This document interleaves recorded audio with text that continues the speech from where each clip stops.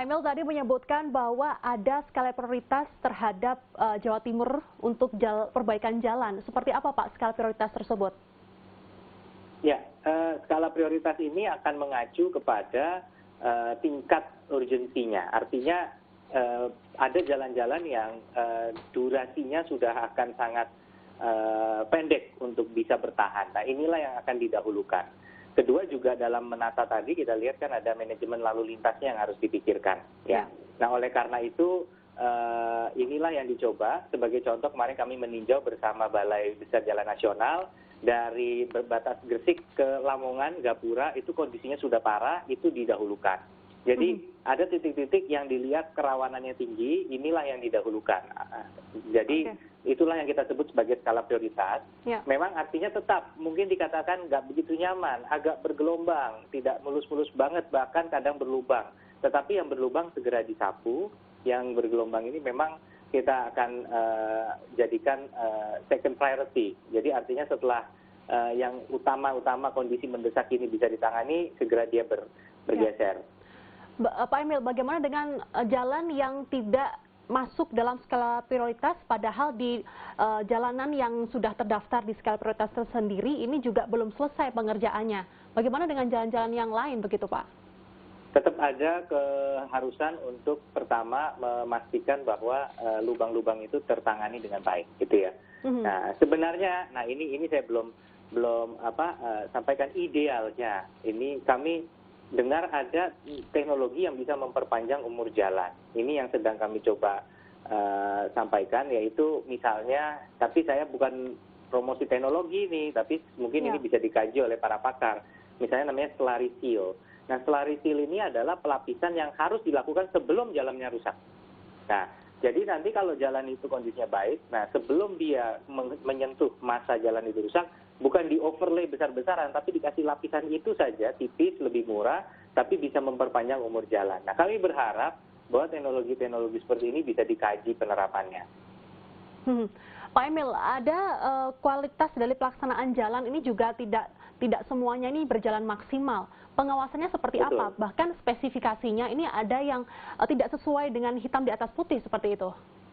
Ya, kita akui ada dua kendala. Yang pertama, kalau kita bertemu dengan pejabat pengelola komitmen atau dengan OPD, dinas atau satker yang menangani, keluhannya mesti satu, bahwa pada saat ini dilelang, pemerintah sudah menghitung dengan seksama biayanya berapa, tetapi kemudian pas dilelang harganya hancur-hancuran, gitu ya, nawarnya. Nah, inilah yang kemudian kalau diverifikasi sulit untuk membuktikan bahwa dia nggak bisa melaksanakan. Nanti dia bilang bahwa, oh kami masih punya stok tahun lalu, oh ini supplier ini bisa jual ke kita dengan diskon. Tapi pas pelaksanaan tidak bisa dilakukan. Inilah sebabnya kita minta ada sebenarnya sistem kinerja penyedia ini diaktifkan. Ini sudah kami sosialisasikan di 2019.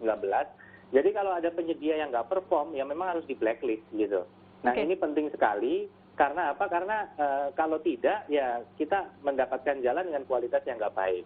Nah selama ini juga kami lihat ya biasanya nanti kalau pengerjaannya kurang bagus, kadang baru setelah diaudit BPK baru ada kelebihan, dikembalikan kelebihannya. Nah ini yang sempat kami juga bahas, masa mau begini terus gitu. Kita perlu sistem untuk bisa memperkuat kualitas tadi.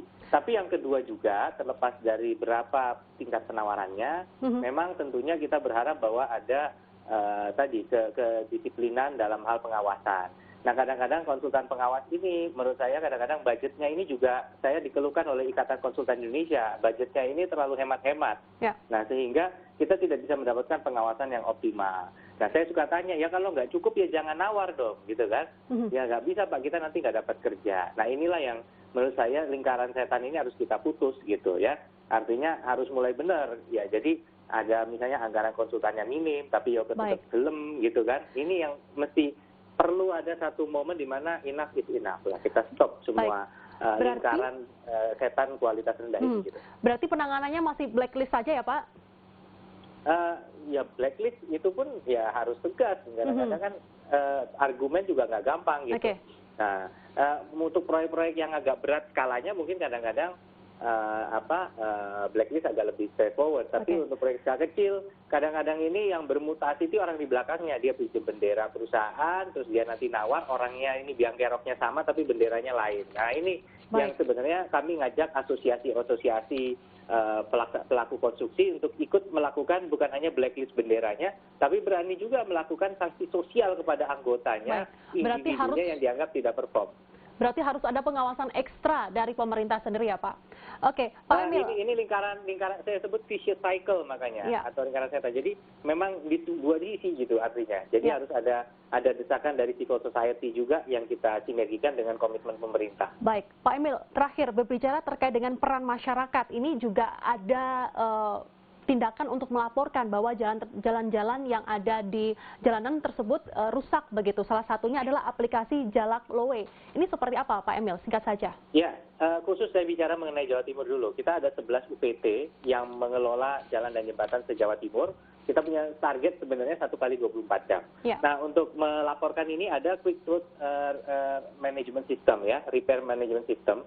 Nah, ini bisa di-download di App Store. Kemudian aplikasi ini namanya Jalak Lowe, Jalan Rusak Lapor Dewe. Jadi harus kasih lokasinya, GPS-nya di mana, kemudian nanti UPT terkait bisa segera meninjau ke lokasi.